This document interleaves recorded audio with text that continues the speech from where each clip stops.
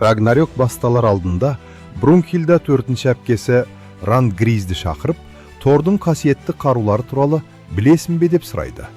Рангриз «Я» деп жауап беріп, Тордың 2 құдайлық қаруы бар екенін айтады. Кез келген шабуылды тойтара алатын кемір қолғаптар Ярнгрейпер және оның балғатасы Мьёльнир. Брунхильда бұл 2 қаруды барлық қасиетті заттардың ішіндегі ең ластайла деп санайды. Алайда Торды жеңу үшін дәл сол қарулардан асып түсу қажет екенін түсінеді. Брунхильда Рангризден осы мақсат үшін өз денесін арнауға дайын ба деп сұрайды. Ал Рангриз келісімін береді. Осы сәтте Любуның айбалтасы жарқырай бастайды. Бұл құдайларға оның не екенін бірден түсіндіреді. Брунхильда валькирияларда жасырын күш бар екенін түсіндіреді. Велундр. Бұл күш олардың денесін құдайлардың қаруымен теңесе алатын қасиетті қаруға айналдырады. Осылайша Рангриз Любу үшін Велундрға айналды. Әрбір валькирияның Велундр арқылы жасалған қаруда көрінетін жеке қабілеті бар. Рангриз есімі қалқанды жойғыш деген мағынаны білдіреді. Любу Торды қарусыздандырып, айбалтасымен шабуылдайды.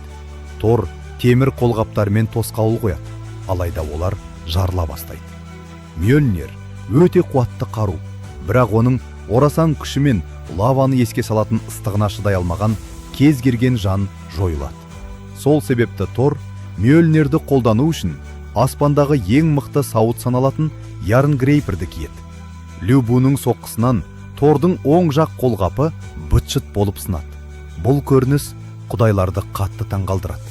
Любуны қолдаушылар өздері онымен бір дәуірде өмір сүргеніне зор мақтаныш сезінеді.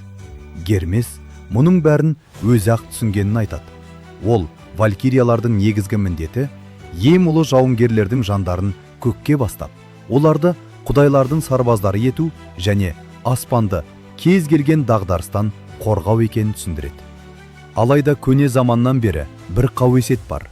Валькириялар көктегі дағдарысқа емес, мүлде басқа нәрсеге дайындалып жүрген көрінеді.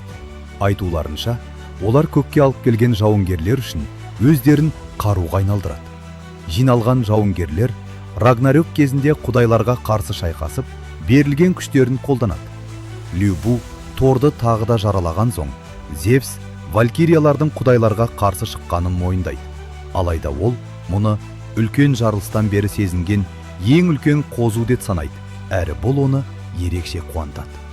Мьёльнир қыза бастайды да жерді ерке бастайды. Кенеттен бәрі бір дыбысты естіп, Мьёльнирдің бүлкілдеп тұрғанын аңғарады.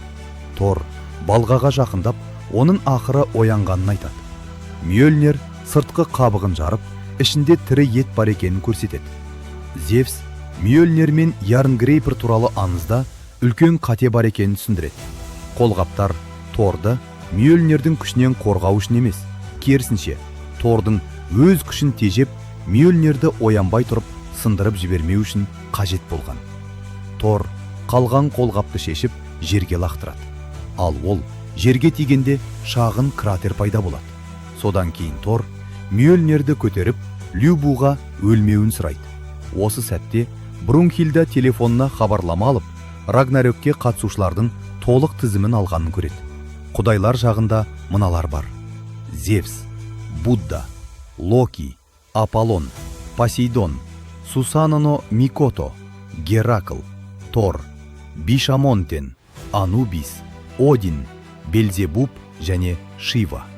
Ал адамдар жағында Цин Ши Хуан, Леонид, Никола Тесла, Сасаки Кадзиро, Райден Тамемон, Адам, Григорий Распутин, Любу, Акита Содзи, Мишель Нострадамус, Симо Хяюха, Саката және Джек Потрошитель. Брунхильда бір күні оларды 13 құдайды өлтіруші Эйнхерияр деп атайтынын айтады. Гермес бұл тізімді Зевске де көрсетеді, ал Зевс оны күткенінен де қызықты деп табады. Тор бар күшімен және оянған Мьёльнирмен соққы жасауға дайындалады. Бұл бұрын соңды болмаған сәт болғандықтан құдайлар қатты толқиды. Тор Мьёльнирді Любуға қарай лақтырады. Аңыз бойынша ол 100 рет лақтырылғанда да бірде-бір рет мүлт кеткен емес. Любу артқа еңкейіп, балғадан жалтарады. Ол торға қарай ұмтылады, бірақ Мьёльнирдің артынан қайта келе жатқанын көріп, тағы да жалтарады. Тор балғаны ұстап алып, оны Любуға тигізу үшін емес, қайта оралғандағы айналу күші арқылы соңғы соққы беру үшін лақтырғанын айтады. Содан кейін Тор Гейрьот, Тордың балғасы әдісін қолданып, Любуға соққы жасайды.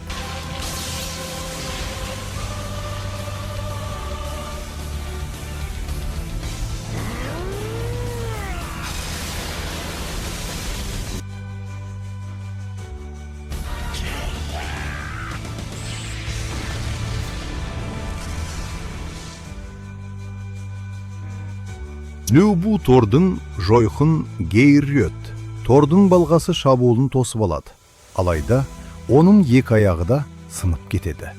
Зевс Любуның соққыны тура қабылдағанына риза болады. Себебі ол бет-бе-бет шайқастарды жақсы көреді. Алайда енді Любу көпке шыдай алмайтыны анық. Жеңімпаздың тағдыры шешілгендей болады. Тор балғасын қайта көтерген сәтте, Ченгун қожайынның өлімін тағы бір рет көретінін біліп, көз жасын тия алмайды. Любуның сенімді аты Қызыл қоян аренаға кіреді. Қызыл қоянның берілмегенін көрген Ченгун барша жұртты Любуны қолдап айқайлауға шақырады. Хеймдаль Любуның қайта тұра алатынына сенбейді. Бірақ көрермендердің қолдауының арқасында Любу орнынан тұрып, Қызыл қоянның үстіне мінеді. Сол сәтте Любу бала кезінде найзағайдың алып бір ағашты өртеп жібергенін көргенін есіне алады. Алайда ол көрініс оны ешқашан қорқытпаған еді. Гермес аспанда бір керемет жаратылыс бар шығар деп ойлағанын айтады. Ол Зевстен Қызыл қоянның араласуына рұқсат беріліп отырған сұрайды. Себебі бұл ережеге қарсы сияқты көрінеді. Зевс көңілді бұзбауын сұрап, бір нәрсені нақтылайды. Қалай болғанда да Любу мен Қызыл қоян енді бір тұтас. Любу Тордың айналасында шеңбер жасап шауып, айбалтасын ем ұшынан ұстап алады. Өткен өміріне көз жүгіртсек, Любу өзінен күшті ешкім жоқ екенін түсінгеннен кейін де жаттығуын тоқтатпаған.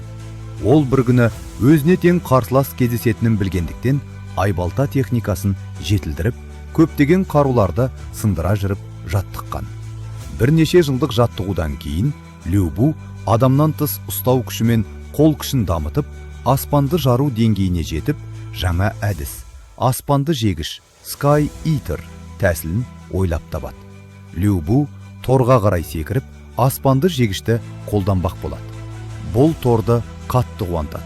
Өйткені ол адамдарға шын мәнінде қызыға бастайды. Тор балғасын лақтырып, Гейрьот Тордың балғасына дайындалады.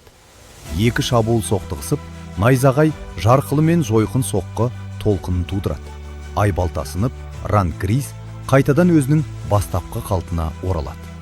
Бұл шайқаста Тордың шабуылы басым түсіп, Любуның қолдары быт-шыт болып сынады. Бар күшін соңына дейін пайдаланғанын сезген Любу жүрегін қуаныш кернейді. Ол соңғы рет Торға қарай ұмтылады. Ал Тор Любуның басын балғасымен шауып түсіреді. Хеймдаль Тордың Рагнарёктегі алғашқы шайқаста жеңіске жеткенін жариялайды. Құдайлар алғашқы жеңістерін тойлай бастайды. Хеймдаль адамдар енді жойылуға бір қадам жақындай түскенін айтады.